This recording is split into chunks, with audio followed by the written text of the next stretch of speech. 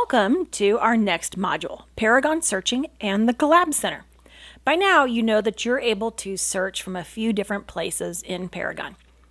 We have the quick search here on the left. You can open your last search or load a saved search from here as well. You also have your power search at the top. But if you're going to be doing a search for a client, you're going to be selecting the search icon. Then you will select the class. Today we're just going to do a residential. I'll blow this up a little for you guys.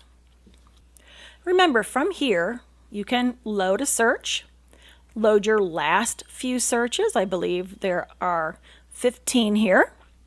You can customize this and save, open, close all. First, you're going to start with the type of property. Until you know what goes in here, feel free to select the magnifying glass on the right-hand side. For today, I'm going to be selecting residential. If I make no selection, all three will be used. Now, status. There have been some changes in 2020. So you'll see in the all active, it includes active properties, anything that went back on the market. Keep showing a contingency applies, like means the buyer is trying to sell their home. And then, of course, there's accepting back offers, which is kind of pending, and then coming soon. So these are in a coming soon listing. There are no showings going on at this time, but you can schedule future showing on coming soon listings. Alrighty, so let's scroll down. I like to search by map. So here's what we're going to do. We have a new client. She just got a new job in Macomb Township and would like to be within a few miles of her new office. So how do we do that? So let's click into the map. You're going to notice that my map looks a little different than yours. It's a hybrid view, so I keep it where you both see an aerial and the map on there. I changed that in my preferences wizard. So to move my map to Macomb Township, I simply type into the box here, Michigan, and hit return to move the map. I will zoom out a bit. Alrighty. So she will say that this is her new office. Yes, smack dab in the middle of this residential section. And she wants to be within 3 miles of the new office. So I will type in 3 and select radius search. And there you have a 3-mile radius. One thing you'll want to consider while using the map is to add additional map shapes as well as remove areas from the map as well. So you'll see the client has selected the 3-mile radius, but maybe she doesn't want to be this close to Hall Road. Maybe she wants to stay just a little above there. So you can easily add another map shape and then tell it not to bring any listings in from that area. So let's go ahead and draw another shape on the map. And we're just going to use the rubber band. So I will click once and move my mouse over and down. I will click again. Now remember, this is added listings to the map. So we don't want to do that. We want to tell it to exclude. So let's uncheck over here. Now, if you do decide to use the red X here, that'll remove the map shape. You'll only do that once or twice before you remember not to do that. And there you have it. So now there will be no listings in this area. I'll close the mapping. And you can add even more shapes on here. There's the polygon. I click once to select it. And you'll notice my cursor is now a cross. So this allows me to draw any kind of shape I like. So I'm going to click once. Remember, this is not a click and drag. Now I'll move my mouse. I'll come down here, click again to make a turn. Click to make a turn. So I can draw click, click, click, click, whatever I like, and then simply end where I began. So here are your 3 main ones: polygon, rubber band, and your radius. Your radius is also here on the white bar as well. Now remember, there is no criteria but active in here. So let's go back to the criteria. You'll see in the upper left over here, criteria, map, and then run the search. Let's go ahead and select criteria, and we'll finish putting in our criteria. So there's that map shape that we have in here. Now, if I don't have a low-end price, I might want to remove the rentals and just put for sale. However, if I had a bottom price of $200, that's going to naturally drop out rental items. And I just type and tab my way through here. I love the fact that we only have to enter in those first three and move along. All right, I do not need the county or municipality because I'm using a map. So as I scroll down, structure style. Now maybe she does want to live in a ranch or a condo. So you'll see all sorts of structural styles in here. Don't get confused with the 1.5 story like I did when I first came to the MLS. I live in a 2-story home, but of course it's called a 1.5 story. That just means that the square footage does not match between the top floor and the first floor, or the second and the first floor. So 1 story, 2 story, bi-level, and don't forget the differences if you're selling a condo or an apartment, whether it's on the first floor or if it's on the second floor or above. It just really lets them know if there's going to be stairs or not. So let's just go ahead and cancel this. Let's say she does want to live in a ranch style home, which would be a 1 story. I could simply type in a 1 and scroll down and select my 1 story. I love the autofill. So she does want at least 3 bedrooms, bathrooms total. Remember, this is all of the bathrooms in the house, halves and wholes. So if your client must have 2 full bathrooms, you might want to use a different field, which I'll scroll down. There is a secondary criteria. I simply select the down arrow and scroll down. Here is your bathrooms full. So remember, if your client must have 2 full bathrooms, I would use this one here. But my client wasn't picky. She said she'll take at least a 1.5, which will be, the total number would be 2. 1 half bath, 1 full bath. You could get 2 full baths too. Basement, of course, yes. But remember, the more criteria you put in here is the less results you have, because these are based on what the listing agent enters into the listing. As I scroll down, feature codes. Now, I usually wouldn't put anything in here, but I do want you to know how to use the feature codes. So let's use the magnifying glass on the right. All of these have been collapsed. So just so you know that we have basement types are in here. We also have farm features, fireplace, heating and fueling, pet restrictions, and then financial terms. So if you're looking for a specific type of financing on a home, this is where you will find them in here as well. So, but we're not going to use any here unless we were looking for maybe golf. My favorite. So, but remember, there's 3 different golfs in here. And why specifically 2 of the same golf course?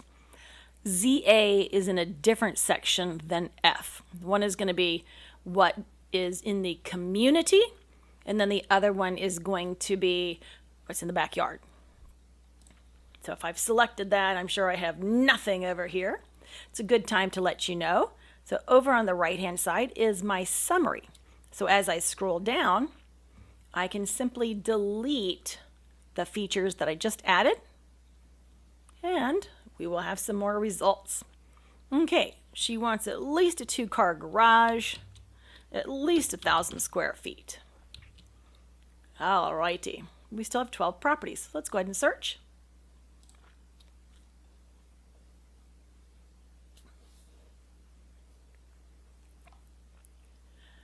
Now you'll notice that my spreadsheet has been a little customized. I do like to find out where the originating MLS is from, and that's one of those things. Remember, this is an original MLS number. As we bring listings from other MLSs into our database, we have to change the MLS number to avoid duplication. And so now you know why there are multiple MLS numbers for a listing. So these are going to be sorted by price, from lowest to highest in the asking price here. You can also sort by whatever column header you want. So if I wanted to sort by municipality, I'll just tap on that. And now they are all sorted by municipality. There's plenty of information here. And if I'm searching for active properties, my sold price and concessions doesn't really need that here.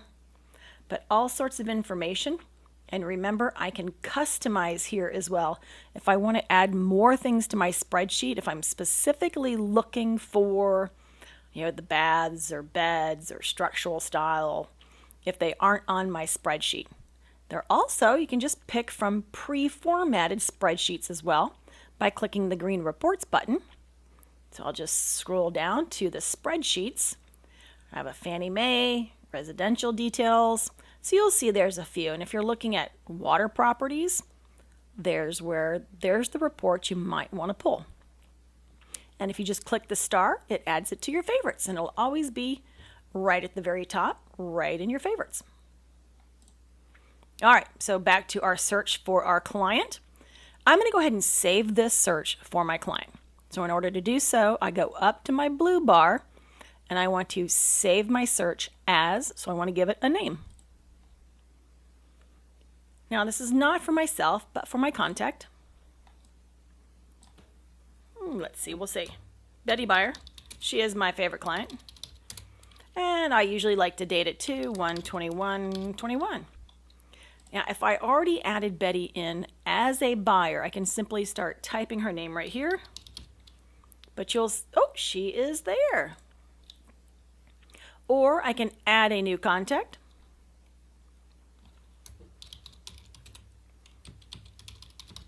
And when I do add a new contact in here, I must give them an email address.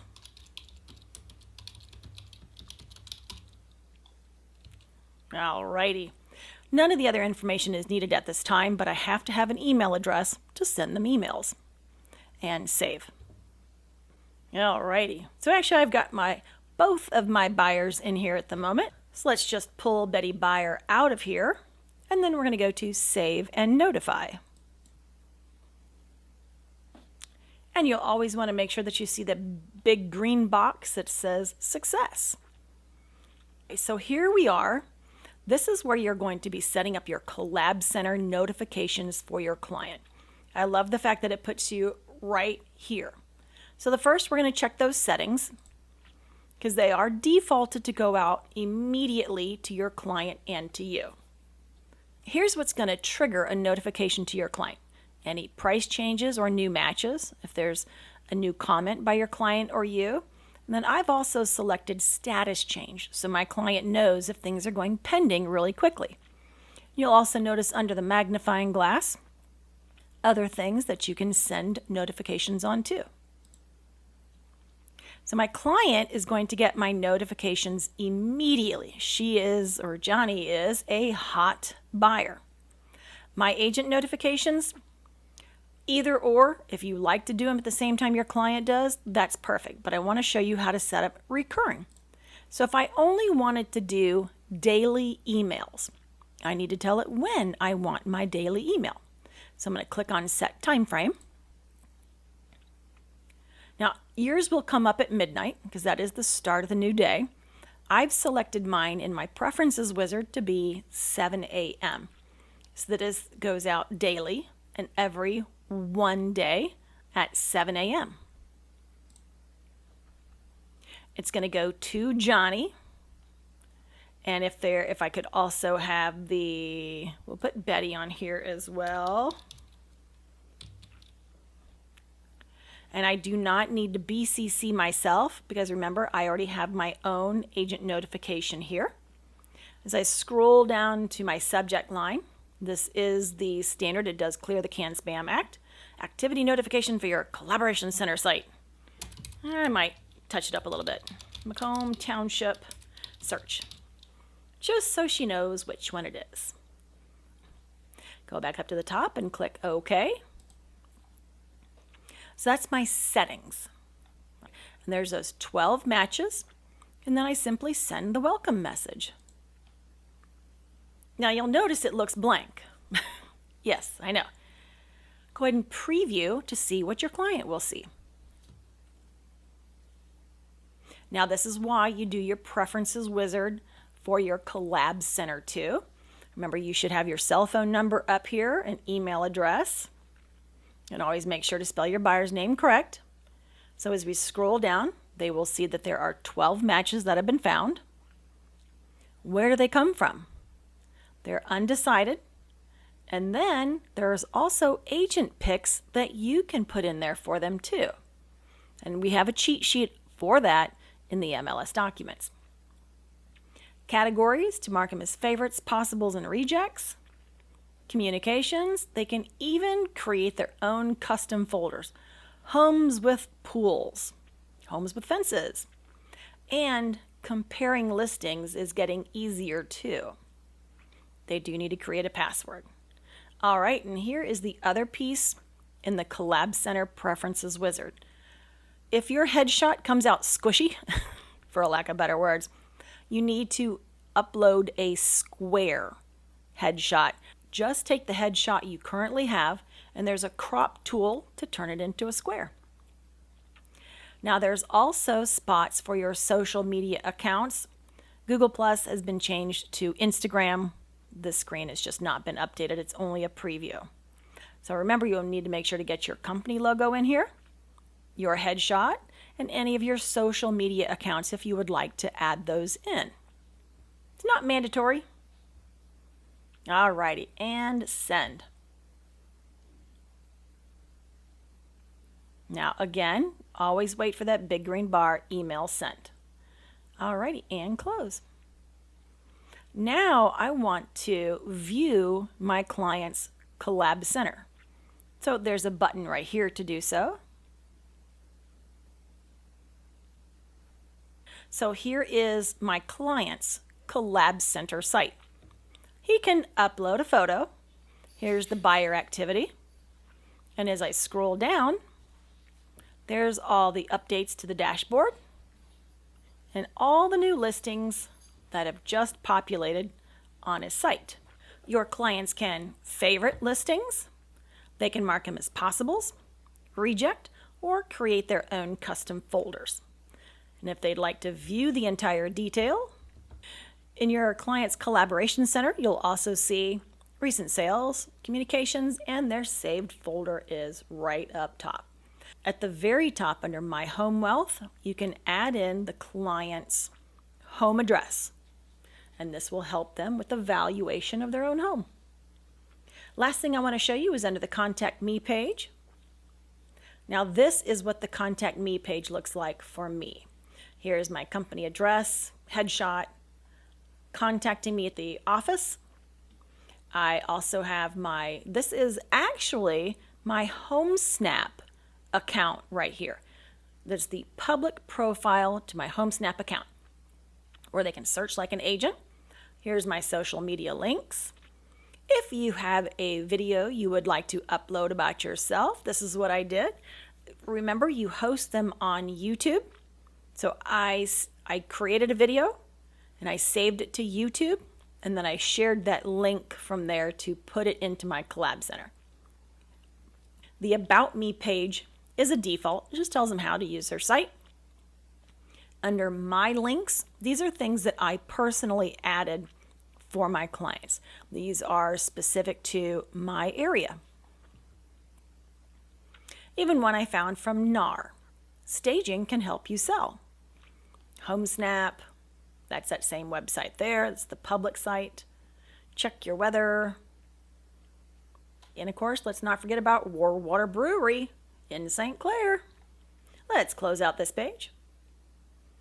Alrighty, and close out the Collab Center.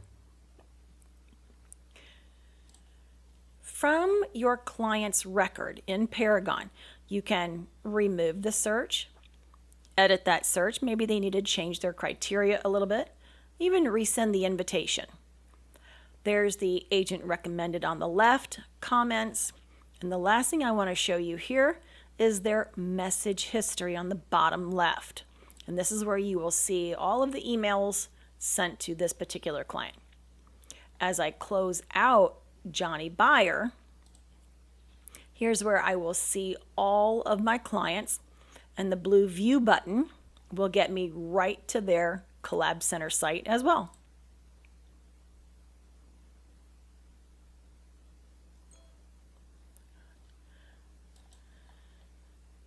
And there you have it.